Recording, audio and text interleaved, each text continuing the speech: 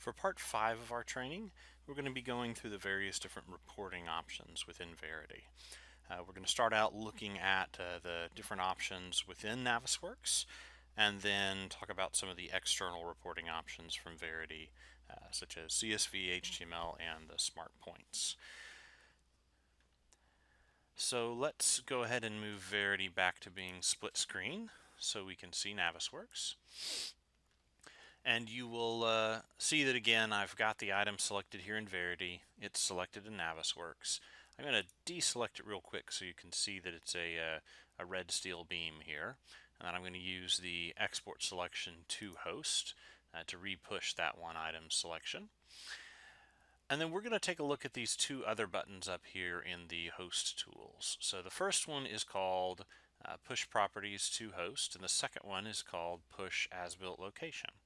And so these two buttons basically are the two reporting options that we have for getting information from Verity back into Navisworks. So I'm going to go ahead and push this export Verity properties button for this one steel beam.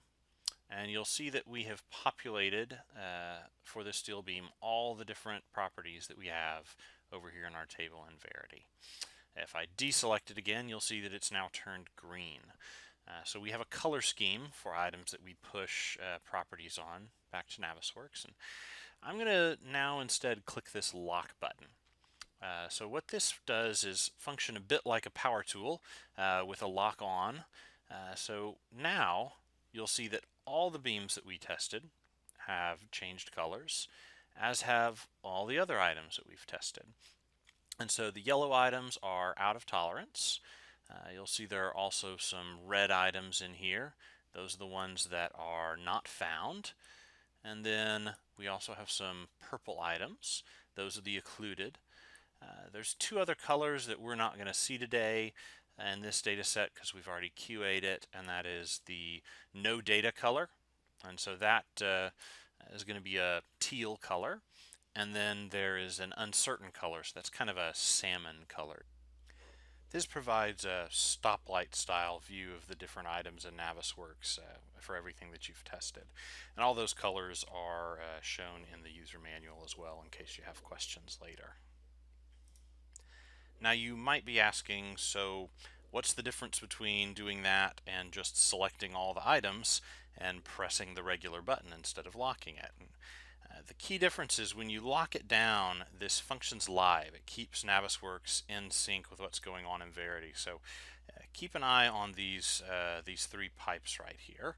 I'm going to grab the first one and use the import selection from host to find that one in Verity. Then in Verity, I'm going to go through and actually grab another one, and I'm going to change the tolerance on these to something absurd like 12 inches. And you'll see here they've both switched to green, and that's because now they're passing. If we look and see, their total translation is only about 7 inches, so clearly that's well within the 12-inch tolerance. If I change it back to 2, you'll see they switch back to yellow. So this lock button keeps these things in sync. It's worth noting that you can lock this button at any time. You can do this during QA if you're working with both applications, looking at them at the same time. You can even lock this before starting an analysis if you want all of the properties and the color coding to be in Navisworks when the analysis is done. The Move Host Item to As-Built Location button works just the same way. So there's a lock, in which case it keeps everything in sync between Navisworks and Verity, and you can push the button if you want to push the selection. So we've still got these same two pieces of insulation around the pipes that are selected in Verity. So if I click the button, you'll see the insulation has dropped down to match the point cloud. We're not actually moving any of the objects in the source file.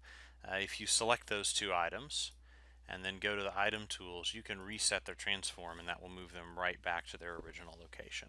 So we're basically using the same tools that the user has to manually move things in Navisworks. I'm going to go ahead and lock this, which will move all of the different items that we've tested to their as-built location.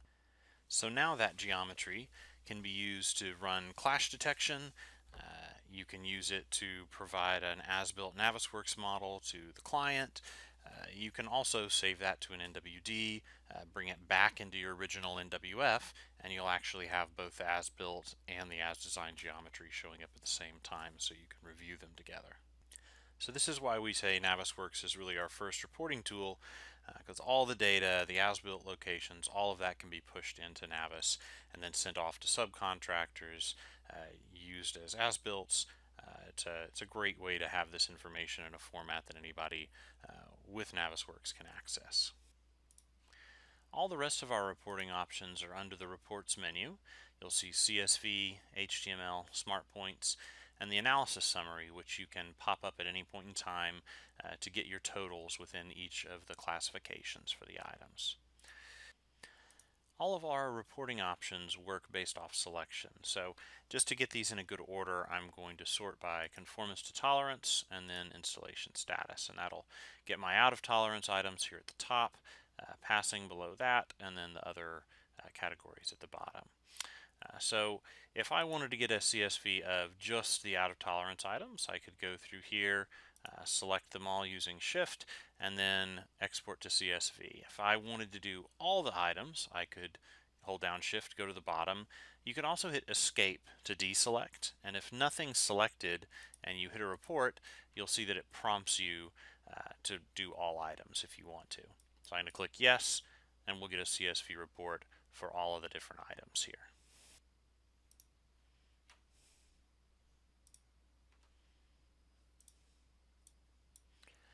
I'm going to do the same thing for our HTML report.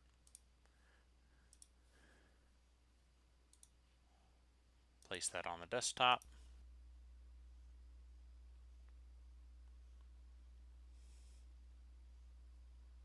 And let's go take a look at that.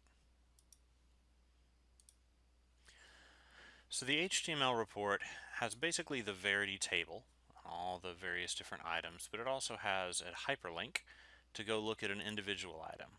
And this will give you, again, all that data, but also this quad pane view that's similar to the split pane view in Verity. You can see we can move forwards and backwards through that table or go back to the table. And this will be a really good documentation for what's going on. And each of these pages here is an actual individual HTML page that can be found in the Report Elements folder.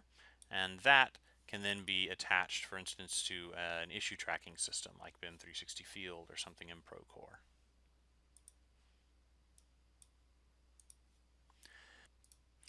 Our last reporting option is the Smart Points.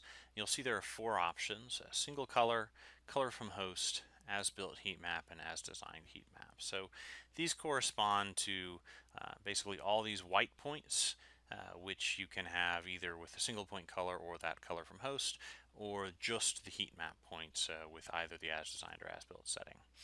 So I'm going to grab all of the out of tolerance items, and then I'm going to export just the as-designed heat map. Save that to the desktop as well.